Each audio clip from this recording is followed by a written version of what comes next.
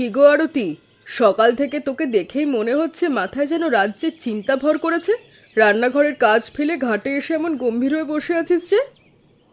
চিন্তার শেষ আছে? শুভ্রটার কলেজ শেষ হলো প্রায় 6 মাস হতে চললো। গ্রামের শিক্ষিত ছেলেটা ঘরে বেকার বসে আছে। আজ সকালে একটু চা খেতে খেতে বলছিল চাকরির জন্য শহরে মেসে গিয়ে থাকবে, কিন্তু শহরে পাঠানোর মতো অত টাকা আমাদের কোথায় বল?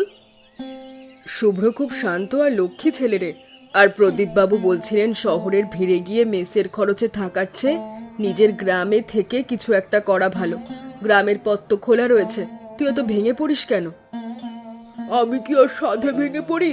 আমাদেরও তো চাষের জমি নেই ছেলেটাকে যে কৃষিকাজে দেব। কিন্তু একটা কথা বলতো অঞ্জলি, প্রতিদিন নদী থেকে কত টাটকা রুই কাতলা ছোট মাছ ওঠে। আমাদের গ্রামের মানুষ কিন্তু তাও ভালো মাছ পায় না। সব মাছ বিকেলে পিক আপে করে দূরে শহরে ছোট চলে যায়। একদম খাঁটি কথা বলেছিস। আমার ঘরের লোকও সেদিন আক্ষেপ করছিল, নদী পাড়ের মানুষ হয়েও আমরা বাসি বরফের মাছ খাই। কিন্তু তুই হঠাৎ এই মাছের কথা তুললি যে? আমি ভাবছিলাম শুভ্র যদি কোথাও না গিয়ে আমাদের এই রূপপুর গ্রামে টাটকা মাছ জোগাড় করে সবার ঘরে পৌঁছে দেওয়ার একটা ব্যবস্থা করে, কিন্তু একা ও পারবে না। ওর সাথে যদি আমি থাকি তবে কেমন হয়? তুইও থাকবি? গৃহস্থ বাড়ির বউ হয়ে তুই মাছের কাজে যুক্ত হবি? গ্রামের লোক কি ভাববে ভেবেছিস? সৎ উপার্জনের কাজে কোনো লজ্জা নেই। চুরিচামারি তো করছি না। সততার সাথে খেটে খেলে সব কাজে সম্মান পাওয়া যায়। কিরে শুভ, তোকে তো বেশ কয়েকদিন ধরে অন্যমনস্ক দেখছি। মাস্টারমশাইয়ের কাছে মনের গোপন কথা লুকাতে চাস? না মানে লুকানোর কিছু নেই, পড়ালেখা শেষ করে দীর্ঘদিন বেকার বসে থাকতে সত্যিই লজ্জা লাগছে। মায়ের সামান্য পেনশনের টাকায় সংসার চালানো কত কঠিন তা তো আপনি জানেন। গ্রামের কোনো কাজের সুযোগও দেখছি না। চাকরির পেছনে না ছুটে স্বাবলম্বী হওয়ার কথা ভেবেছিস কখনো? আজকালকার দিনে তথ্য প্রযুক্তি আর আধুনিক চিন্তাভাবনা দিয়ে গ্রামের সম্পদ কি কাজে লাগানো যায়। তোর মতো বিএ পাস ছেলে যদি গ্রামে থেকে কোনো স্বতন্ত্র কাজ শুরু করে তবে তা পুরো রূপপুর গ্রামের রূপ বদলে দিতে পারে। আমি আর মা কালকে রাতে একটা কথা বলছিলাম মাস্টারমশাই। আমাদের গ্রামের মানুষ তাজা মাছ পাওয়ার জন্য হাহাকার করে। আমি যদি নদীর টাটকা তো মাছ আর গ্রামের চাষের ভালো মাছ সরাসরি মানুষের দোরগোড়ায় পৌঁছে দিই। অসাধারণ ভাবনা শুভ। ব্যবসায় টিকে থাকবার সবচেয়ে বড় চাবিকাঠি হলো গুণগত মান আর সঠিক সেবা। যদি তুই গ্রামের মানুষদের ডিজিটাল ওজন মাপার যন্ত্রে একদম সঠিক মাপে খাঁটি মাছ দিতে পারিস তবে কেউ তোকে আটকাতে পারবে না। কিন্তু মাস্টারমশাই, ব্যবসা শুরু করবার মতো প্রাথমিক পুঁজি তো আমার কাছে নেই। উপরন্তু গ্রামের বড় বড় পুরনো মাছও ব্যবসায়ীরা আজকের কাজটা করতে দেবে তো? পুঁজির চেয়ে বড় বিষয় হলো বুদ্ধি আর আত্মবিশ্বাস। আর বাধার কথা বলছিস, সততার সাথে প্রতিযোগিতা করলে কোনো বাধাই টিকে থাকে না। তুই পরিকল্পনা গুছিয়ে নে, আমি তোর পাশে আছি। আরে সুচরিতা যে, আয় আয়। আজ কলেজের পর একেবারে আমার বাড়ি। মা বাবা কেমন আছেন? সবাই ভালো আছেন কাকিমা। আসলে আমি গ্রামের স্বনির্ভর গোষ্ঠীর একটি প্রজেক্টের কাজে বের হয়েছি। আমাদের গ্রামের মহিলাদের কিভাবে অর্থনৈতিকভাবে কিছুটা সাহায্য করা যায় সেই তালিকাই তৈরি করছি। ও মা, এ তো খুব ভালো উদ্যোগ রে। এই যে আমাদের আরতি বোনটার কথা বল না, কত কষ্ট করে ছেলেটা বিএ পাশ করালো। আরতির যদি কোনো কাজের ব্যবস্থা হতো তবে বেচারির সংসারের কষ্টটা দূর হতো। আমি তো আজ সকালেই আরতি কাকিমার কাছে যাচ্ছিলাম কাকিমা। সুব্রতা নাকি গ্রামে নতুন ধরনের পরিচ্ছন্ন মাছের ব্যবসা চালু করার চিন্তা ভাবনা করছে। সেখানে আরতি কাকিমা যদি মাছ কাটা ও প্রক্রিয়াজাতকরণের দায়িত্ব নেন তবে ভাবুন তো কত সুবিধা হয়। বলিস কি রে, আরতি নিজে মাছ কাটবে আর বাঁচবে? কিন্তু আমাদের গ্রামের গৃহিণীরা কি দোকান থেকে মাছ না কিনে ঘরে বসে ধোয়া কাটা মাছ কিনতে রাজি হবে? কেন রাজি হবে না বলুন? আজকাল শহরের পাশাপাশি আমাদের রূপপুরের গৃহিণীরাও ব্যস্ত থাকে। যদি একদম খাঁটি তাজা মাছ পরিষ্কার করে ধুয়ে সুন্দর প্যাকেটে বাড়ি পৌঁছে দেওয়া হয় তবে গৃহিণীদের কত সময় আর কষ্ট বাঁচবে বলুন তো। তা যা বলেছিস সুচরিতা, মাছ কাটার পর হাত থেকে তো আষ্টে গন্ধ বের হতে সারা দিন কেটে যায়। এই সার্ভিস দিলে তো আমরা গৃহিণীরা সানন্দে রাজি হয়ে যাব। তুই কিন্তু আরতিকে এই বুদ্ধিটা অবশ্যই দিবি। প্রদীপ কাকা, আপনি হঠাৎ খবর পাঠালেন যে বড় বটতলায় একা দেখা করতে বললেন, হাটে সব কাজ ছেড়ে তড়ি করে ছুটে এলাম। কোনো বিপদে পড়লেন নাকি কাকা? কোনো বিপদ নয় সৈকত, তবে একটা অত্যন্ত গোপনীয় বিষয় আলোচনা করবার আছে। শুভ্রর কথা তো জানিস, ছেলেটা গ্রামে একটা নতুন মাছ সরবরাহের কাজ শুরু করতে চাইছে। শুভ্র কলেজে পড়াশোনা করে ছিলে, ও বাজারে মাছের ব্যবসা আসবে, কিন্তু কাকা পাইকারি বাজারে রাজনীতি আর মাছের সাপ্লাই চেন বজায় রাখা খুব কঠিন কাজ। অসাধু ব্যবসায়ীরা ওকে তো শুরু করতেই পিছিয়ে পারবে। সেই জন্যই তো তোকে আজকে এখানে গোপনে ডাকা সৈকত। তুই হাটের আড়তদার দিনু মোড়লকে চিনিস? দিনু মোড়ল যেন শুভ্রকে ভেজাল বা বাসি বরফ দেওয়া মাছ বিক্রি না করে, সেটা তোকে নজর রাখতে হবে। তোকে শুভ্রর পেছন থেকে একটা শক্ত রক্ষা কবচ হিসেবে কাজ করতে হবে। কাকা, দিনু মোড়ল খুব ধূর্ত লোক। শুভ্র যদি নিজে থেকে অভিজ্ঞতা ছাড়া মাছ কিনতে যায়, ও নিশ্চিত শুভ্রকে ঠকাবে। আমি কি তবে সরাসরি গিয়ে শুভ্রর হয়ে মাছ কিনে নেব? ভুলেও তা করবি না। শুভ্রকে যদি আমার সাহায্য করি, তবে ও নিজে থেকে কখনো শিখতে পারবে না। ওর আত্মসম্মানও আঘাত পাবে। তুই শুধু পেছন থেকে আড়তের উপর নজর রাখবি, যেন ও একদম সেরা ও খাঁটি মাছটা সঠিক দামে পায়। শুভ্র যেন কোনোদিন জানতে না পারে আমরা এই গোপন ব্যবস্থা করেছি। বুঝেছি প্রদীপ কাকা, আপনার এই পরিকল্পনা সত্যিই দারুণ। শুভ্র বুঝবে নিজের শক্তি জিতছে, অথচ সুরক্ষার দায়িত্ব থাকবে আমাদের হাতে। আমি কথা দিচ্ছি, শুভ্রকে কোনো অসাধু ব্যবসায়ী ঠকাতে পারবে না। শুভ্র, আজ মাস্টারমশাই আর সুচরিতা বিকেলে আমাদের ব্যবসার পরিকল্পনা নিয়ে কি যেন বলছিলেন। সত্যি সত্যি তুই কাজটা করবি? হ্যাঁ মা, আমি একদম মনস্থির করে ফেলেছি। তবে আমরা সাধারণ কোনো মাছের দোকান দেব না। আমাদের দোকানের নাম হবে মা ছেলের মাছের দোকান। আধুনিক পদ্ধতিতে গ্রামে আমরা সততার নতুন নজির করব। নামটা শুনতে তো খুব মিষ্টি লাগছে রে বাবা, কিন্তু শোন শুভ্র, তুই পড়াশোনা জানা ছেলে, পরিচ্ছন্নতা যেন আমাদের দোকানের প্রথম শর্ত হয়।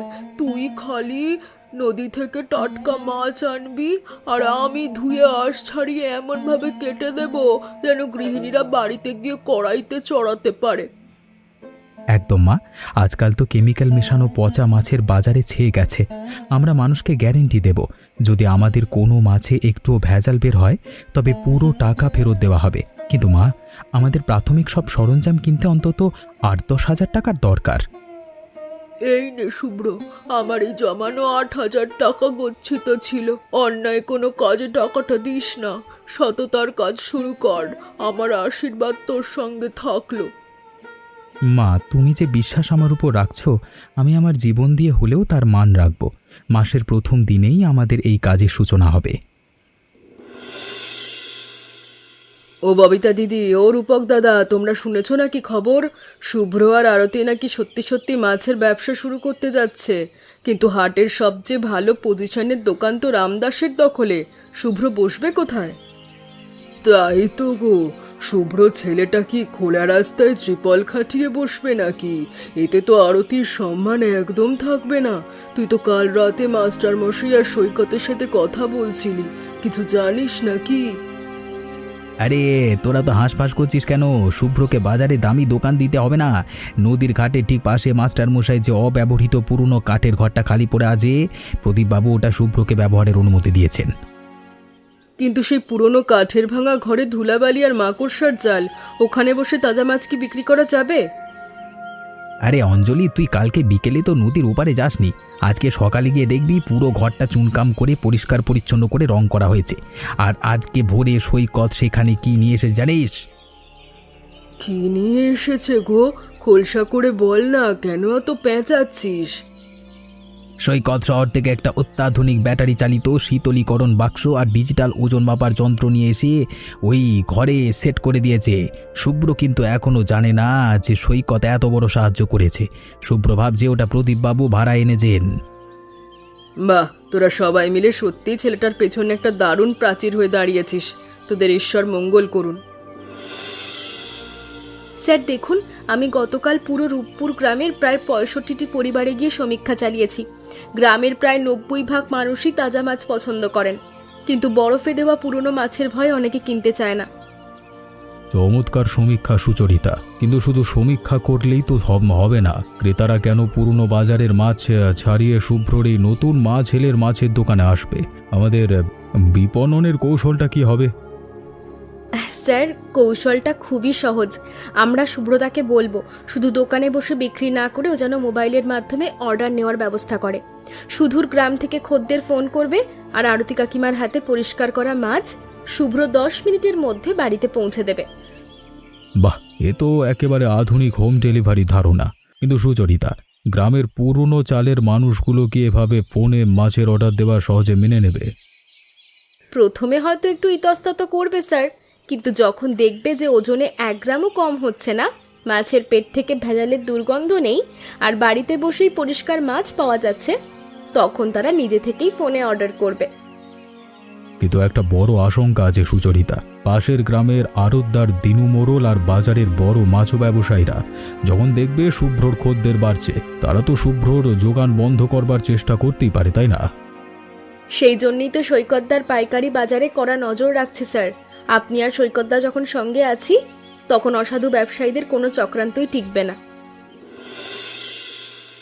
মা, দেখো মাছগুলো কত তাজা, চোখগুলো একেবারে মানিক জোড়ের মতো জল করছে। আর এই নতুন স্কেলটাতে সামান্য কারচুপি করবার কোনো সুযোগ নেই। তা তো বুঝলাম শুভ্র, কিন্তু দোকান খোলার 1 ঘন্টা পার হয়ে গেল, এখনো তো একটা খদ্দের এলো না ঘরের দিকে। গ্রামের লোক কি আমাদের দিকে হাসাহাসি করবে? ওরে আরতি, প্রথম দিন তো, গ্রামের লোক নতুন কিছু দেখলে আগে দূরে দাঁড়িয়ে দূরবীনের মতো নজর রাখে। এই দেখ, পুরো বাজার তোদের পরিচ্ছন্নতা দেখে অবাক হয়ে যাচ্ছে। হ্যাঁ মা, ধৈর্য ধরো। সততার ফল পেতে কিছুটা সময় তো লাগেই। আমরা বাসি বরফের মাছ দিচ্ছি না, এটাই আমাদের মূল শক্তি। কহে শুভ্র, আজকের এই শুভ লগ্নে তোমার মা ছেলের মাছের দোকানের প্রথম খরিদ্দার কিন্তু আমি। আমাকে একদম নদীর তাজা রুই মাছ থেকে 1.5 কেজি মেপে দাও তো। আসুন মাস্টার মশাই, আপনি যখন বউনি করেছেন, এর চেয়ে বড় সৌভাগ্য আর কি হতে পারে? শুভ্র, আমার জন্য কিন্তু 1/2 কেজি কাতলা মাছ চাই। আরতি বোন যেন নিজের হাতে কেটে ধুয়ে দেয়। কবিতা কাকিমা, আজকের এই শুভ সূচনটি হয়েছে সত্যি দারুণ। সকালে শুভ্রর দোকানে মাস্টারমশাই রূপে কাকাকে কেনাকাটা করবার পর বিকেলে অন্য খদ্দেরও আসতে শুরু করেছে। তা তো হবেই রে সৈকত। আরতি বোন যেভাবে সুন্দর করে মাছ কেটে ধুয়ে দিচ্ছে, তাতেই তো অর্ধেক গৃহিণী খুশি। কিন্তু একটা কথা বলতো, তুই কি পাইকারি বাজারে কোনো ঝামেলা টের পাচ্ছিস? হ্যাঁ কাকিমা, আপনি ঠিক ধরেছেন।